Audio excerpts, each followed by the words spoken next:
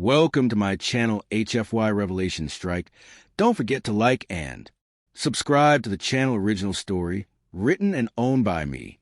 The message came through at exactly midnight ship time, breaking the usual quiet of the Earth Federation 7th. Fleet Command Bridge Captain Tom West was finishing his coffee when the emergency lights started flashing, sir. "We're picking up a distress signal," said Officer Mike from his communication station. His eyes widened as he studied. "The readings, it's not like anything I've seen before." Tom walked over his heavy boots, making solid thuds against the metal floor. The gravity on the bridge was set to Earth normal, just like everywhere else on the ship. They had learned long ago that keeping their bodies used to full gravity was essential for combat readiness. "Put it through," he ordered, setting down his coffee mug. The air filled with a strange musical sound that somehow carried desperate fear in its tones. After a few seconds, it transformed into broken English to any civilized species. "This is the Bright Star Alliance. Our home system is under attack. The swarm comes. Please, we need the message." Crackle was static. Before continuing, "We are surprised to detect a flayed death worlders in range. If no other help is available, even primitive assistance would be more." Static interrupted Tom's First Officer Linda raised an eyebrow. "Death worlders, they're talking about us." "Run a full scan of the signal's origin," Tom commanded. The bridge crew moved with practiced efficiency, their fingers dancing over holographic controls. "Sir." The sensor officer called out the signals coming from the Centauri 80,047 system, about 2 days' jump from our position, reading massive energy signatures consistent with the space battle. The message continued becoming clearer. "Our energy-based weapons prove ineffective. The swarm's biological ships adapt too quickly. Our worlds burn if any species can hear us, even the primitive death worlders." Tom straightened his uniform. He'd been in the Federation fleet for 20 years, but this was the first time he'd encountered aliens who needed humanity's help, usually the advanced species they met looked down on Earth's primitive technology and violent culture. "Show me the censored data from their system." He ordered. The main screen lit up with a tactical display. The situation was clear and bad. A massive fleet of organic-looking ships surrounded several crystal-like vessels that glowed with pure energy. The crystalline ships were beautiful, but were being systematically destroyed by the organic fleet. "Those must be the Bright Star ships," Linda said, pointing to the crystal vessels. "Their design is incredible, but they're losing badly." Tom nodded. "Send a message back. Use all available frequencies." He cleared his throat and spoke clearly. "Bright Star Alliance, this is Captain Tom West of the Earth Federation 7 Fleet. We are receiving your distress call. Be advised, we are indeed what you call death worlders. We are capable and willing to assist. Please transmit tactical data for your situation." The response came quickly, tinged with both hope and doubt. "Death worlder fleet, we are grateful, but please understand our conflict involves technologies far beyond. We notice your ships still use physical materials instead of pure energy construction.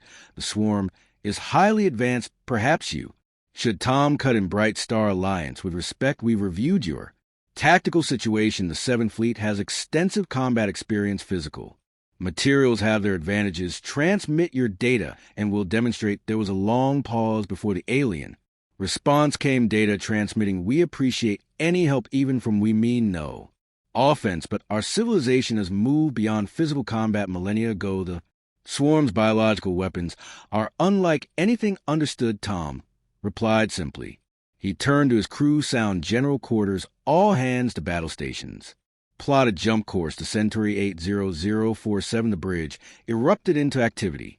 Warning klaxons blared throughout the ship. Tom could feel the excitement building among his crew. This was what the 7th Fleet trained for. "Message to all ships," he commanded. "War jump in 5 minutes. These Bright Star aliens think we're primitives. Let's show them what Earth's primitives can do." Linda smiled as she checked the fleet's readiness. "Reports they're in for a surprise, aren't they, sir?" Tom picked up his coffee mug and finished it in one gulp. "They called us death worlders like it's a bad thing. By the time we're done, they'll understand why Earth's gravity and harsh conditions created a force to be reckoned with." The fleet's engines began powering up, creating a deep hum that resonated through the ships. The 7th Fleet, humanity's finest, prepared to show the galaxy-wide being primitive death worlders had its advantages. The jump into the center 80047 system was perfect. All 30 ships of the 7th Fleet arrived together there.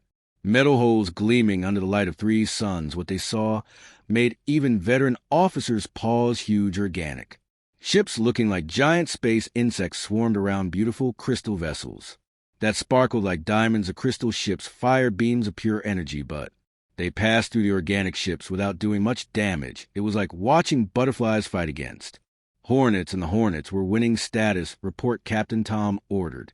Standing at the center of his bridge, Sir, reading 57 swarm vessels and only 12 bright starships still intact. Officer, Mike said the bright starships are gathered around a crystal space station. Looks like their last stronghold before Tom could respond. A new message came through the musical alien voice. Now showed clear surprise. Death Worlder Fleet, your vessels, they're made of dead matter. How do you even travel through space in such primitive containers? Tom smiled. Those primitive containers are about to save your lives. All ships battle formation delta load. Kinetic rounds. A human fleet moves smoothly into position, spreading out in a wide arc. The swarm noticed them, but seemed confused by the human ship's simple metal construction. Sir, Linda said the swarm is turning to face us there, ignoring the bright starships. Now good, Tom replied. Let's show them why. Sometimes the old ways work best. All ships fire on my mark. The swarm ships moved closer, probably expecting the same kind of energy weapons the bright star used. They were in for surprise fire. Hundreds of tungsten rods shot out from the human ships at incredible speeds. The swarm's organic hulls, designed to reflect energy weapons, did nothing against solid metal moving at near light speed. 5 swarm ships exploded immediately. Impossible, came the bright star's voice. You're damaging them. With physical projects, sometimes a simple solution is the best solution, Tom replied. All ships continue firing. Target their engine clusters. The space battle looked strange to anyone watching. On one side, beautiful crystal ships firing colorful energy beams that did little damage. On the other, plain metal human ships shooting solid bullets that tore through the swarm's biological armor like paper. The swarm is changing formation. Linda reported they're trying to adapt their outer layer. Tom nodded. That's fine. Switch to explosive rounds. When the next volley hit, the shells exploded inside the swarm ships. Instead of passing through, more enemy ships burst apart, their organic parts floating in space. The bright star sent another message. This is remarkable, but surely your primitive weapons will run out of ammunition. Soon. We brought plenty, Tom answered. We're Death Worlders. We always prepare for a long fight. Now would you like to coordinate our attacks? There was a pause before the bright star replied. Yes, we would, though we don't understand how you fight so well with such basic technology. Basic doesn't mean weak, Linda said quietly, and Tom agreed. The battle continued for another hour. The human fleet moved with practiced skill. Their primitive ships proving far more agile than either the crystal bright starships or the organic swarm vessels. Every time the swarm adapted to one type of human weapon, the fleet switched to another. Finally, the remaining swarm ships retreated, jumping away into deep space. The bright star crystal ships glowed with different colors, their way of showing amazement. Death Worlder Fleet Captain Tom, we owe you our gratitude. The bright star message came through. We had not imagined that physical weapons could be so effective. Would you doctor with our station? We have much to discuss. Glad to help, Tom replied. And yes, we'd be happy to meet, though I should warn you, we'll need gravity generators and air in any meeting room. We Death Worlders have some special needs. Of course, the bright star answered, now sounding genuinely curious. We have many questions about how your species survives in such challenging conditions. As the human ships move toward the crystal station, Tom looked at his crew. Get ready for some interesting cultural exchange, and someone tell engineering to bring some basic tools. I have a feeling our new friends might learn to appreciate primitive technology. Lieutenant Anna Reed checked her combat suit seals one last time before stepping onto the crystal surface of the bright star space station. The artificial gravity was set to less than half of Earth normal, making her feel light and bouncy behind her. 20 Earth Marines in full combat gear followed their boots, making soft clicks on the shining floor. This way, Death Worlder said their bright star guide, a tall, thin being who seemed to float rather than walk. Its skin shimmered like mother of pearl, and its voice came Directly into their minds, though. I warn you, the next section has what we consider extremely dangerous conditions. Anna checked her tablet. You mean the air pressure and gravity are close to Earth. Normal. Yes, the guide's thoughts showed concern we had to create special, reinforced chambers just to handle such extreme conditions. Are you certain your bodies can handle it? One of the Marines chuckled inside his helmet, and a smile too what the bright star considered. Extreme was just a normal day on Earth. They entered a large chamber where hundreds of bright star civilians huddled. The elegant aliens looked scared. Their normally glowing skinned him. With fear, several children, or what Anna assumed were children, hid behind the adults. The swarm will return. The guides' thoughts were heavy with worry. They always return with new adaptations. Even your impressive weapons might not allowed. Alarm cut through the station. Alert, alert, swarm biopods detected in sectors 7 through 12. They're cutting through the crystal walls. Anna snapped into action. Marines form up. Looks like we get to show our new friends how Deathworlders handle ground combat. They rushed to the threatened sectors through the transparent crystal walls. They could see ugly organic pods attached to the station's surface. The pods were melting through the crystal using some kind of acid. Fall back, the bright star guards called out. The acid atmosphere will kill anything living, not us, Anna said, checking her suit readings. This is nothing compared to some of Earth's volcanic vents. Marines breach and clear. The human soldiers move forward while the bright star guards watched in amazement. The acid atmosphere that would dissolve their delicate bodies couldn't penetrate the humans' combat suits. The first pod broke through, and horrible insect-like creatures poured out. They were twice as tall as a human with sharp claws and armor-like skin. The bright star weapons' elegant energy beams passed right through them. Old-school time, Anak commanded bullets and blades. People, the Marines opened fire. Regular bullets didn't do much against the creature's armor, but that's why they packed special round. Explosive shells tore through the insect warriors, and when they got too close, the Marines pulled out their Viber eyes. The bright star watched in shock as the humans engaged in close combat with the monsters on their low-gravity WHS. Physical combat was almost unknown, but humans evolved in Earth's high gravity were stronger than they looked. Lieutenant called Private Jim there, retreating from our section. Similar reports came in from other areas. The swarm creatures used to fighting the physically weaker bright star didn't know how to handle enemies that could match their strength. How the bright star goose thoughts were confused. How are you even moving in these conditions of gravity? The ass of the physical combat. Anna shrugged while reloading her weapon. We're Deathworlders. Remember, our games are rougher than most species' wars. And this, she gestured at the corroded walls and acid atmosphere on Earth. We have places called high schools that have tougher environments. The guides' thoughts showed disbelief, but also growing respect. More swarm pods were attaching to the station, but now the bright star civilians looked less afraid. They watched the human Marines with hope as they prepared for the next wave. I think I understand now. The guide transmitted when your captain said primitive doesn't mean weak. That's right. Anna replied, checking her ammo. Earth threw everything it had at us. High gravity, bad weather, dangerous animals.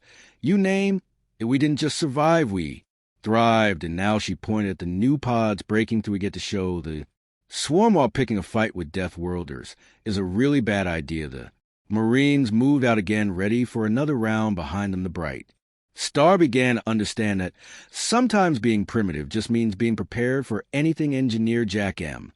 wasn't supposed to be in the bright star's main research lab. The aliens had called it too dangerous for primitive beings, but Jack didn't care. He had a theory about the swarm, and he needed the lab's equipment to prove that your presence here is most irregular, said the lab's crystal computer in its musical voice. This facility handles pure energy formations that could harm beings of solid matter. Yet Jack muttered, setting up his equipment.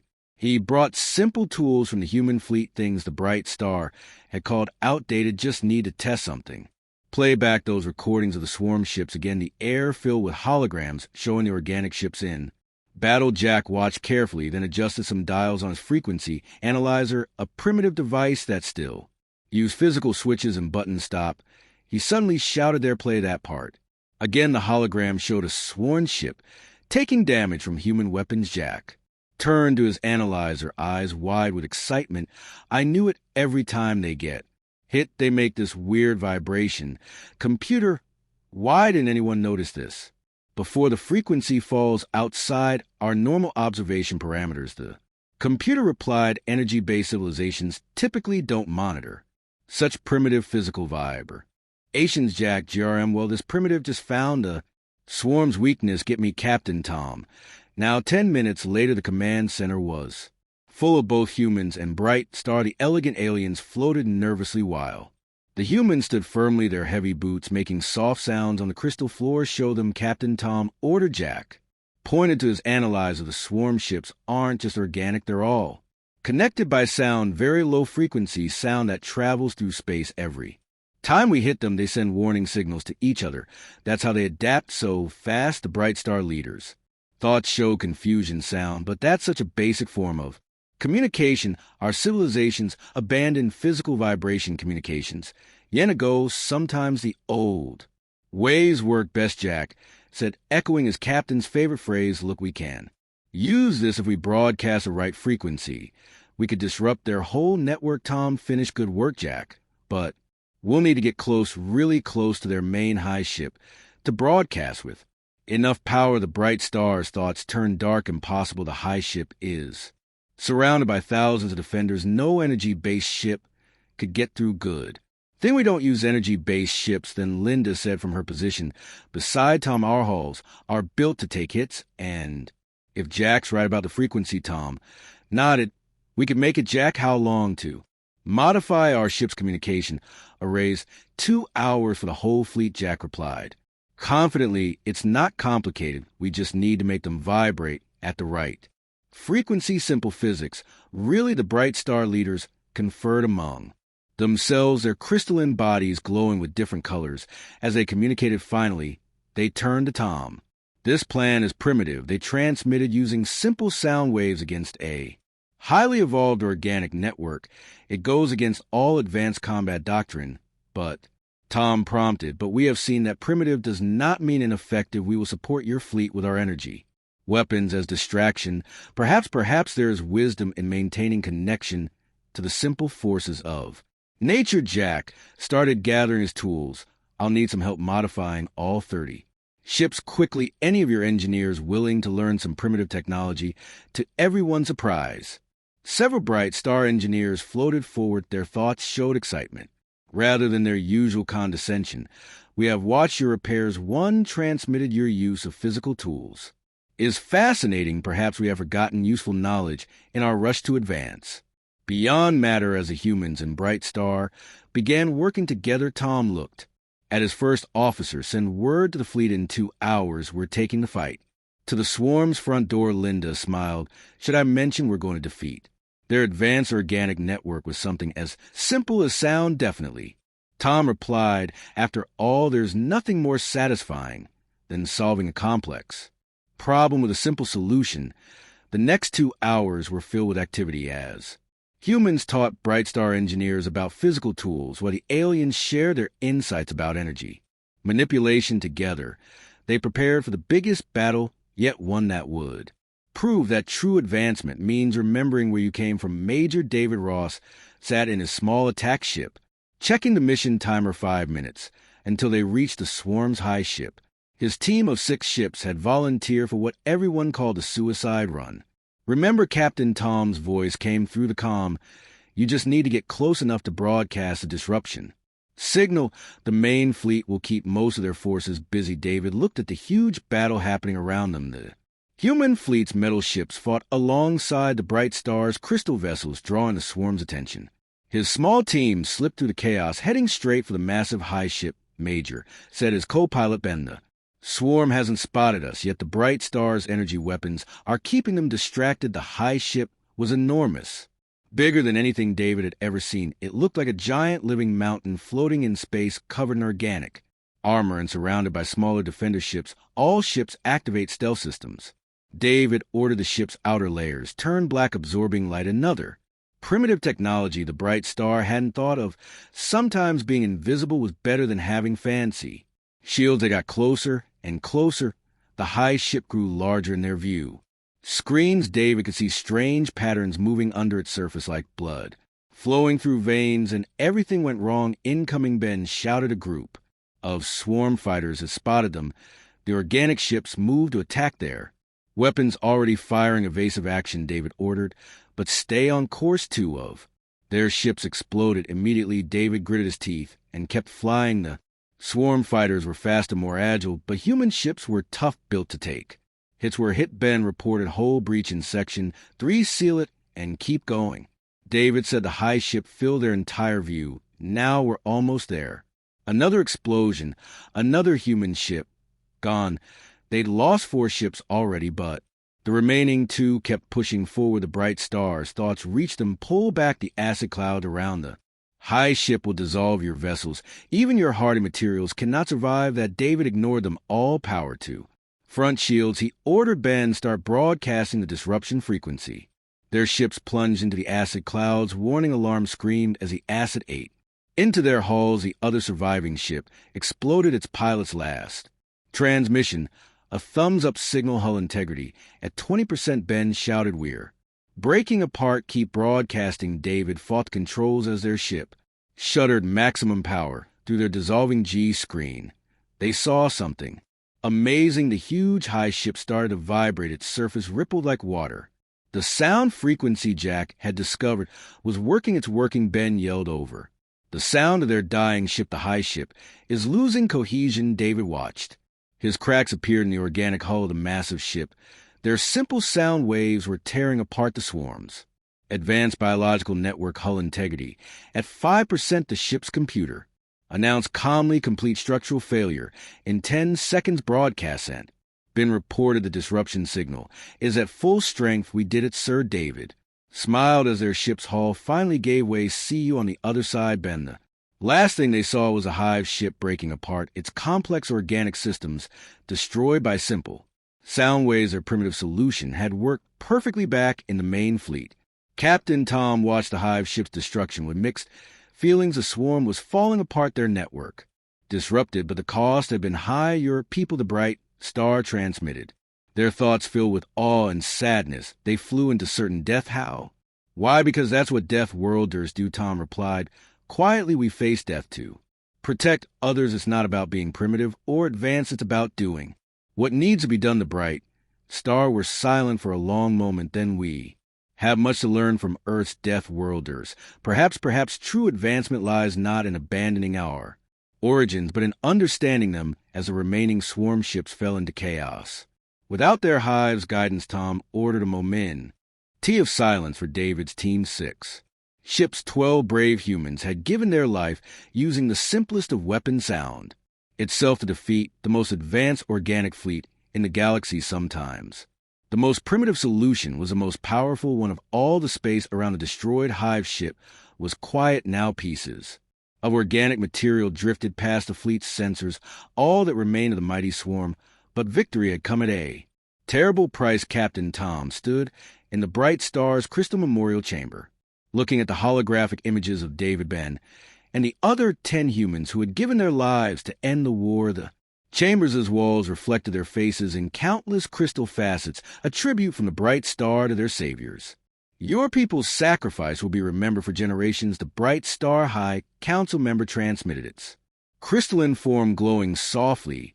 We did not understand before we thought being advanced meant leaving behind physical form, physical combat, physical sacrifice. Sometimes the most advanced thing you can do is remember where you came from. Tom replied, touching the cold metal of his rank insignia. Earth taught us that every day. Linda entered the chamber, her boots making soft sounds on the crystal floor. So the fleet reports. The last swarm ships have been destroyed or driven off without the hive mind controlling them. They're just animals. The bright star councilman thoughts showed surprise. You sound sad about this. They were your enemies. They were alive, Linda said. Simply death worlders understand the value of life because we see death. So often Earth isn't just about survival.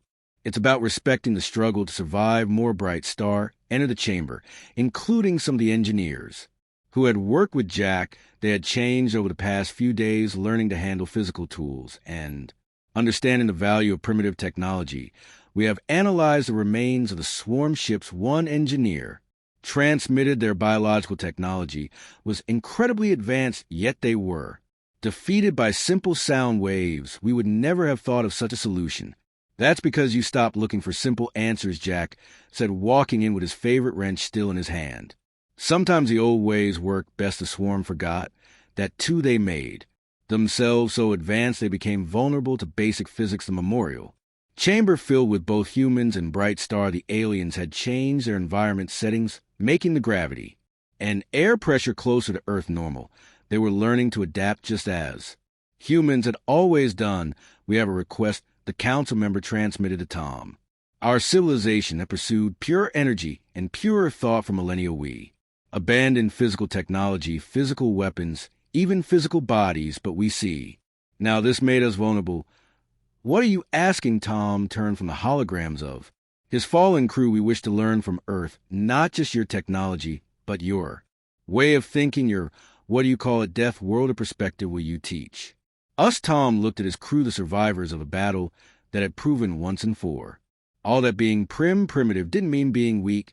We'd be honored, but you'll have to teach us too. The best solutions come from combining different ways of thinking. The chamber's crystals caught the light from the nearby stars, breaking it into rainbow colors that played across the faces of humans and aliens alike in death. David's team had not just saved the Bright Star, they had changed them forever to the fallen. Tom said, raising his hand in salute. Every human in the chamber did the same. The Bright Star, learning, quickly raised their crystalline forms in similar gestures. Their thoughts joined together in a melody of remembrance that filled the chamber with beautiful light and sound. Victory had cost them dearly, but as Tom looked at humans and Bright Star standing together, he knew something new had been born. The galaxy would never again mistake physical existence for primitive weakness. The Deathworlders had proven that true strength comes in many forms. They died as they lived, Linda said softly, looking at the holograms, proving that being human, being a Deathworlder, means never backing down from a challenge. No, Tom corrected her gently.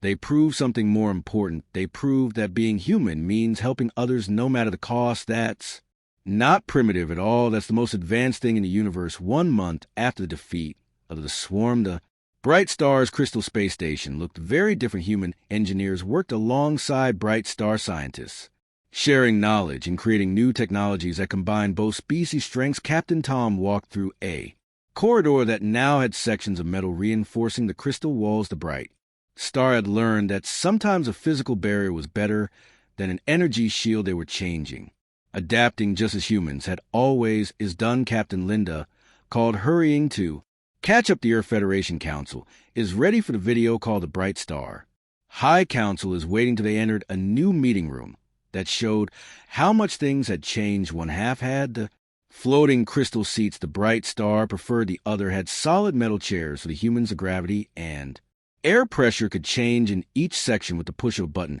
A design Jack had helped create. This is a historic day, the Bright Star Council leader transmitted as they activated the video link to Earth. Its crystalline form glowed with excited colors. The first official alliance between Deathworlders and energy beings, the Earth Federation Council, appeared on the large screen.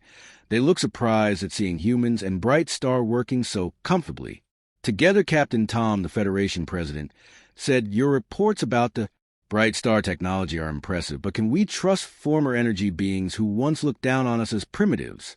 Before Tom could answer, the Bright Star leader floated forward.